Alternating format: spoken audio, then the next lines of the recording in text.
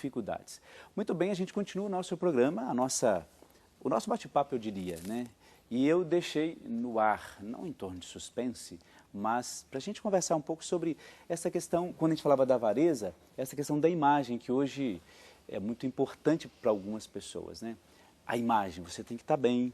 Se você não está bem na sua imagem ou naquilo que você representa, as coisas parecem que não funcionam muito. Eu acho que para os adolescentes, mais não, hoje. Não sei como é que como é que você percebe isso. Sem dúvida, não sem é? dúvida. A questão do ter, né? Como é que ele vê a outra pessoa. Então, assim, dificilmente eles olham para o ser, não é? Então, o que vem à frente é aquela imagem da roupa bonita, de um tênis de marca, daquilo que a pessoa possui. Isso é fato, não é? Eu acho que até entre os adultos, eu falava aqui com o Reginaldo, também acontece, não é? Lógico que a gente tem que aprender a diferenciar isso, mas é muito gritante, sim, entre os jovens essa questão da aparência, né? Daquilo que a pessoa tem e não a preocupação com a pessoa em si, com aquilo que ela é, não é? Por isso que eu fiz a pergunta, deixei no bloco anterior, isso justamente isso, né? Será que, de fato, ainda se tem essa concepção de que você é o que você possui? Reginaldo. Existe um sociólogo, já um pouquinho velhinho, mas uma figura fantástica, que chama Bauman. Ele é um sociólogo europeu. Ele trabalha com a ideia de que antigamente os valores eram sólidos, ou seja, quando você tinha o valor, assim, respeitar os mais velhos, era um valor sólido que todo mundo fazia uso dessa regra, desse valor, tá? E aí ele fala que hoje nós estamos passando por uma sociedade líquida, onde os valores também são líquidos, ou seja, esse valor de respeitar, ele não tem mais importância, não tem mais significância mais, né? E é muito interessante que nós estamos passando por um período político muito marcante, né? Meio bipolar no sentido de direita para esquerda, esse partido contra aquele. E é muito interessante você observar nas redes sociais em que não se há respeito com a opinião do outro. Quer dizer, o partido que eu gosto é esse e ele é o dono da verdade e você está errado, né? Quer dizer, o seu posicionamento está errado. E aí que eu faço, eu sou violento com você, eu agrido você, né? Então, isso vai mostrando que os valores estão líquidos, né? Não existe mais valores, né? Você sabe que quem iria gostar muito dessa reflexão é o nosso produtor aqui, o Lucas, porque ele fala muito de Bauman. E até uma das propostas dele no nosso programa é que nós falássemos alguma vez sobre essa questão dos valores líquidos mesmo, né? De o que se desfaz com muita facilidade, né? Com muita naturalidade. É aquela questão, perde-se mesmo, né? Perde-se um pouco. Então, quando a gente fala dessa questão da pessoa, daquilo que ela significa, sabe por que me preocupa isso? Porque, às vezes, a gente se esquece, de fato, de que aquela pessoa que você ou despreza ou você deixa para lá porque ela não bate muito com aquilo que você pensa, você deixa de crescer até com aquilo que você enxerga para você de errado na outra pessoa. Olha, essa pessoa não pode contribuir muito comigo porque não é da mesma classe social, ou não frequenta o mesmo círculo. Ou a mesma ideologia. Ou a mesma ideologia. Quando você falava da política, me lembro a questão da religião, né? Hoje há uma intolerância religiosa muito grande. Olha, a verdade está aqui. Exato. E a verdade não está com você. E usa-se violência por causa disso, né? E muitas vezes o problema é como se chegar nesta verdade. Porque as bandeiras são levantadas muitas vezes sem conhecer o teor das bandeiras. Isso é muito importante. De fato. O grande percentual das pessoas que estavam falando desse universo da política mal sabiam do que estavam fazendo. Eles estavam ali para, sei lá, badernar, ou até para se unir em algo. Claro que existe a direção do bem, isso não há dúvida. Existe um ideal, eu quero um Brasil melhor, aquela coisa toda. Mas a pergunta isto não é tão profundo.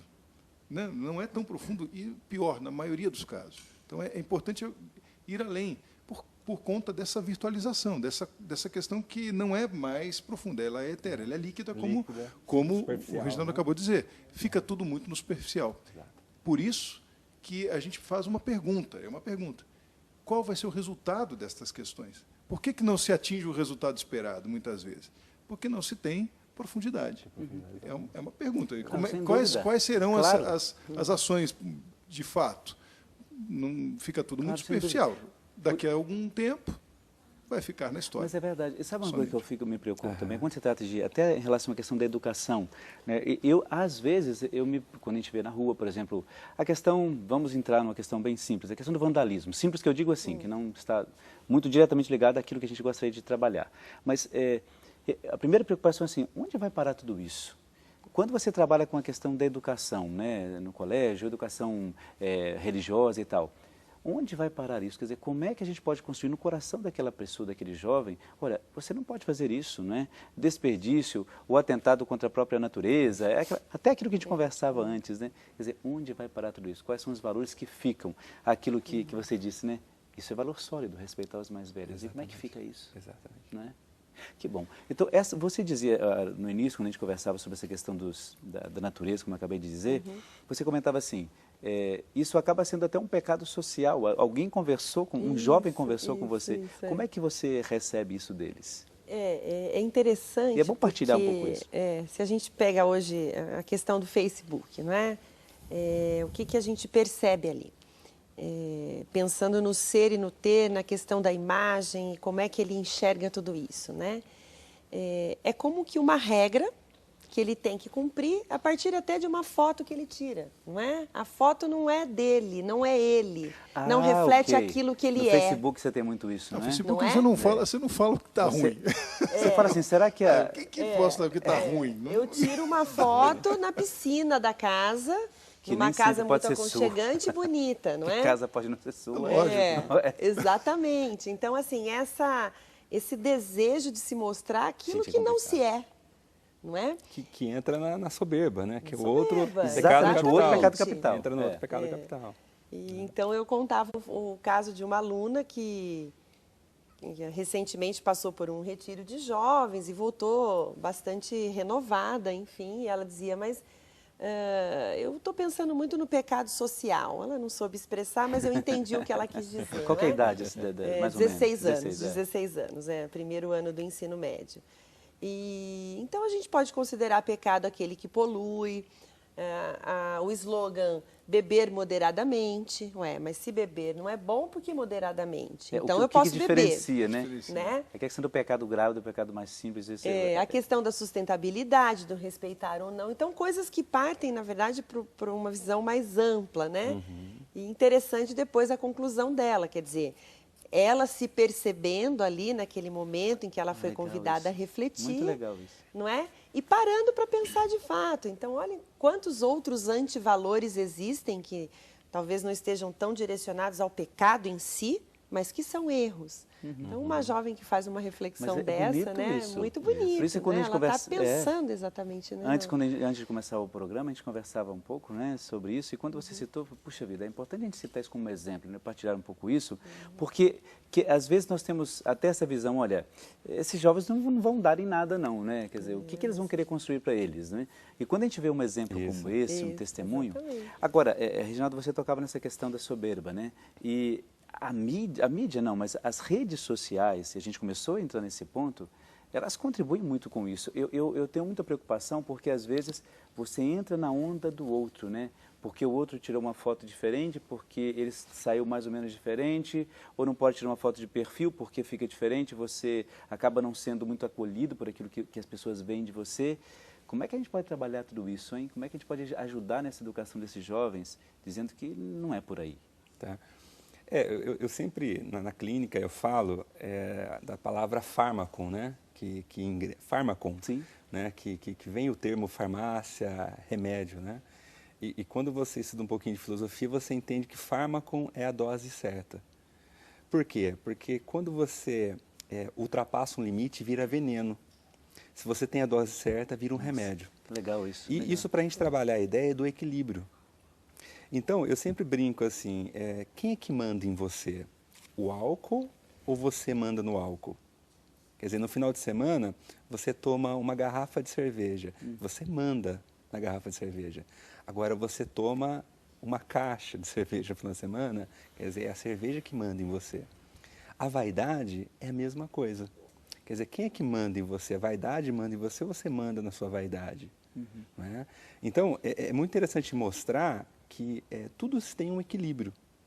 Quando eu fico com uma frequência alta de contato com a internet, com uma duração longa e de forma muito intensa, isso produz dificuldade cognitiva, dificuldade afetiva, emocional, dificuldade social, dificuldade acadêmica. Isso quer dizer que eu estou em um excesso, é um veneno isso. Não é? Então é importante ir mostrando isso, esses excessos e as consequências desses excessos. Eu acho que os pais podem ajudar nessa limitar isso, não podem? Assim, dá a impressão que a gente está fazendo uma consulta aqui, né?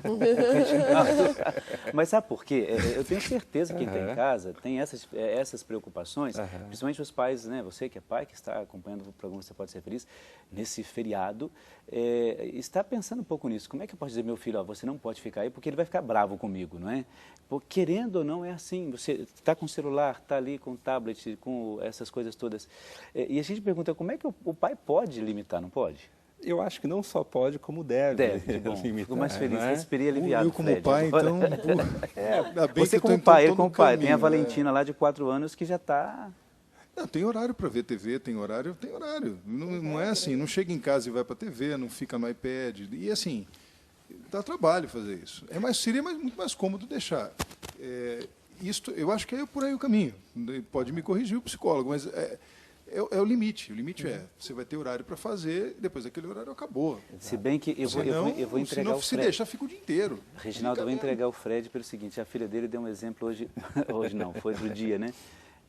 Maravilhoso sobre, dá para você contar rapidinho do restaurante que ela queria ir, né? Foi. Muito interessante, que isso significa um pouco a educação. É como você trabalha a educação do filho, até mesmo assim, olha, a questão comportamental, a questão social, diz aí. Eu peguei ela na escola e ela disse para mim, pai, hoje eu não quero jantar em casa. Porque a gente sempre fala, olha, vamos jantar em casa, tem toda a rotina, né? Ela falou, não, mas pai, hoje eu não queria, hoje eu queria jantar no restaurante e tal. Mas se vocês não quiserem, eu não vou me incomodar, eu não vou como é a palavra? Preocupar. Eu não vou me preocupar se vocês não quiserem. Eu não vou me importar. Então, eu achei bonito eu até gravei na hora, mandei para a mãe dela ouvir, porque ela já tinha, com um senso pequeno, ela queria expor a vontade dela e teve direito de fazer, porque a gente dá esse direito a ela. Mas, ao mesmo tempo, ela já sabia, eu já percebia que existiu não, que podia acontecer ou não. Mas ela legal. imediatamente já disse, eu não vou me preocupar, caso você não queira. É sinal de que a educação está sendo bem feita, né?